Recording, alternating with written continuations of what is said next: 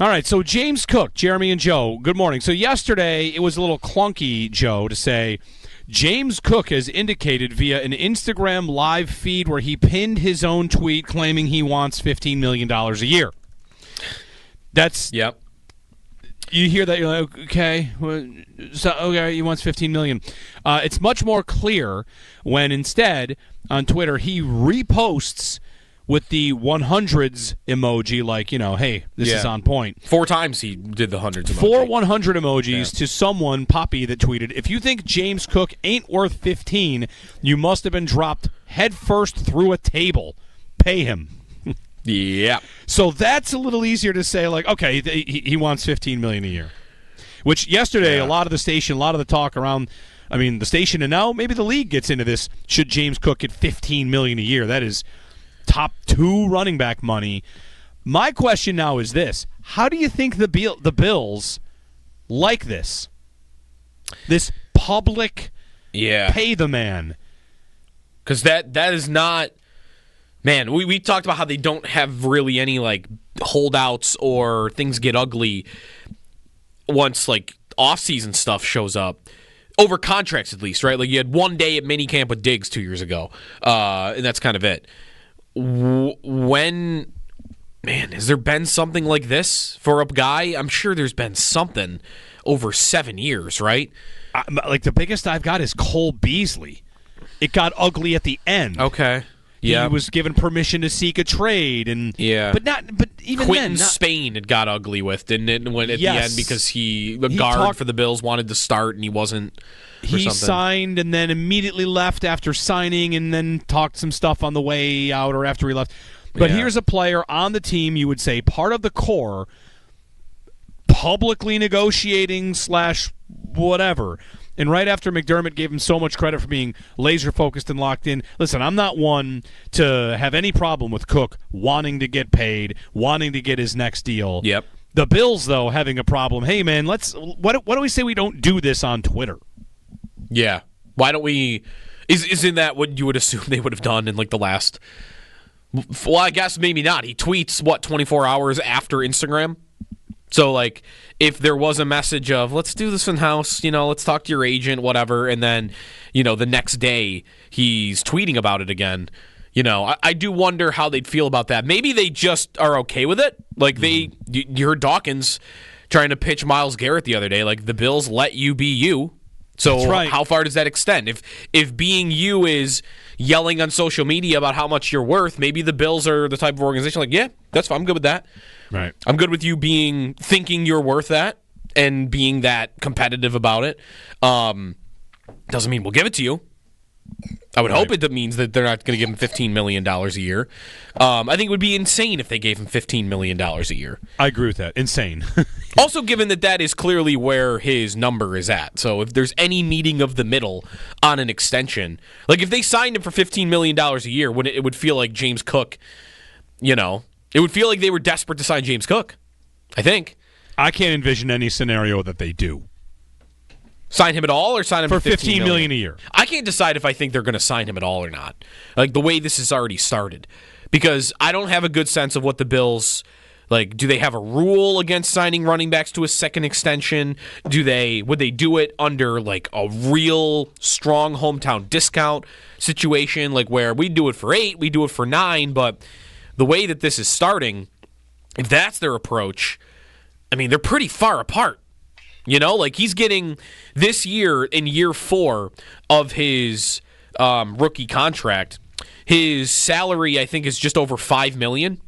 So the idea, no, that's not right. It's higher this year than the other years, but his base salary is $5.19 million. Like most of the money from his rookie deal is this year. Right. And maybe making the Pro Bowl actually has increased that a little bit. That does usually kick in an escalator. Okay. Or no, that kicks in escalators for fifth-year options. I'm not quite sure about how it does for second-round picks. Some way or another, Spotrac has his base salary this season at $5.1 million. Okay. So if you come to him and say, yeah, we want to do it for 8, how excited is he to do that? Like, I'm getting an extra $2 million. Well, it's right important now? It's important to always know an extra $2 million. If he wants 15, like, oh, perfect. here, we'll give you $15 million right now, and your average annual value for this 3-year contract is $9. Right. That's the thing about being a player in this league. You want to get paid.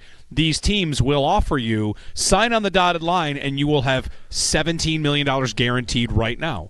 To say he wants 15, what you want 4 years and $60 million? That's not going to happen. If that were the number on the piece of paper that Ian Rappaport tweets out, Cook agrees to this deal. How much of it is actual money that he's going to get? I mean, these deals are not what they're reported. Yep. So to just say I want 15 isn't even really helpful for the GM. Like, well, in what structure? What are we talking about here?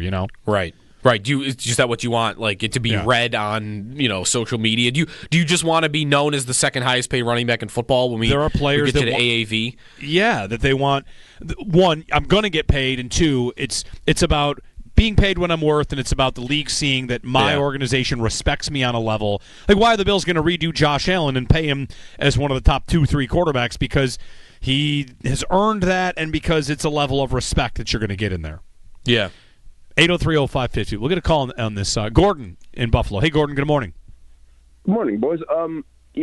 That price of $15 million for a year just seems way too lofty in this running back market. If that's something James Cook would like to discuss with the organization, and they tell him that that's just not something that could happen, whether it be now or after this year, it's a trade for Crosby with Cook in a third. Like, is trading Cook in a third for Crosby a viable option?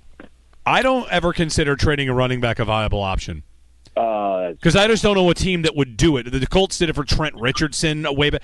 The only reason I'm even thinking about it here is because you picked a team that has Pete Carroll as his head coach, who has consistently been overvaluing running backs for like a decade. But you could just draft a running back. I can't. Not to say it's wrong. Any sort of offer that includes trading a running back that has tread on the tire and is about to get paid sounds like the dumbest thing a team would ever do. So I kind of feel like it would never happen. I'm pretty sure it would never happen, but once in a while, you can find a sucker. You got to find the sucker. There was a sucker once in Houston that traded his best receiver for a running back. Right, David Johnson for DeAndre Hopkins. That's pretty dumb. Is there a sucker like that? That's where I'm wondering about a 73-year-old Pete Carroll. Like, is he the sucker? He has invested way too much in running back in his last years. Draft a running back with the top 10 pick, or where's Seattle even picking? Seattle's somewhere up there. Well, no, L.A., Vegas. Vegas is 6th. So would he rather have Ashton Jeanty? Maybe. It's cheaper. I mean, it's a big asset. But Seattle's draft pick is 18th. And by the way, you're right. Carroll is in Vegas, not Seattle. Carroll's in Vegas. Make that mental adjustment. Yeah. They're picking 6th. I just can't. I don't get to a spot where I can even ever. If they could trade a running back about to get paid in a deal that gets you a premier defensive end, they should do it 100 times out of 100, and the GM of the other team should be fired on the spot. Yes. So, I mean, would I do it? Yes. I would not even think twice. Yeah. Meanwhile, Joe, we know this is serious because it appears I'm at an Instagram account called Bills Notify that Cook has unfollowed the Bills on Instagram. Ooh. We're at DEFCON 3. No, come on. That doesn't get you DEFCON 3, does it? The scale goes the other way. It goes from 4, 3, 2 to 1. Yeah, right. Yeah, so, it's DEFCON 3. DEFCON 3. Publicly saying what he wants in terms of $15 million and an unfollow on social. This is hitting. This is going. Well, what DEFCON are we at then? If I think that there was that TSN interview that Dawkins did with TSN at the Super Bowl, where he ran into Myles Garrett like in the hall. Yeah. And that reporter, I didn't check this myself, but when that reporter was talking to Dawkins, one of the questions was about how Myles Garrett only follows 2 teams on social media on Instagram: the Browns and the Bills. All right, that's it. That's DEFCON 3. So we're both at DEFCON 3. Here we go. All right, Cook for, I don't think Cleveland are suckers. I don't think you could trade James Cook in a Myles Garrett package. I don't think. No. Who are the suckers? Pete Carroll and Jerry Jones. There we go. Come on. Jerry Jones would give you something for James Cook right now, wouldn't he? Would he give you your second-round pick back? I can't. Come on. He would. I can't rule it out. That's the guy.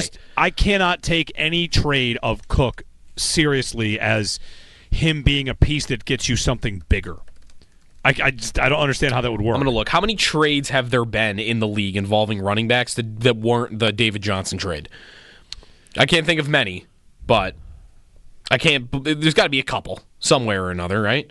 Guy about to get paid is the thing, though, because that's where you need a sucker. Because Cook, could you love the idea of paying him? The one thing about Cook that's different about other running backs about to get paid is tread on the tires. Like I looked at Dalvin Cook for this yesterday. I don't have the number in front of me. I'll get it. But Dalvin Cook, if you look at the totality of the touches that he had in his career, college and pro, by the time it was time for him to get a second contract in the NFL, it's like more than double what James Cook is right now. Because Cook had never really been a featured back until last year. Like, for 2 years, he's gotten a pretty sizable workload.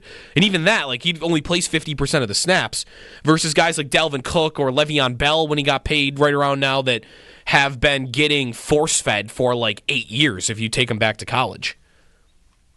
803-0550 to join us. All right. A Cook saga. This is where this is the prequel to 3 years from now, someone saying all the drama with James Cook in finger quotes, right? Once you post on social media like 2 times, that's it. We're going to be on cryptic tweet alert. Get ready. If he writes something along the lines about being appreciated or this or that, all right, here we go. Going to be a little bit of a spicy offseason after all. Retweeting the guy that says if you don't think he's worth 15, your head you got dropped through a table on your head is bold. Yeah. All right, off and running. Heck of a player. I think he's a good player. I think he's worthy of an extension for the Bills. I wonder how they feel about him going public with it.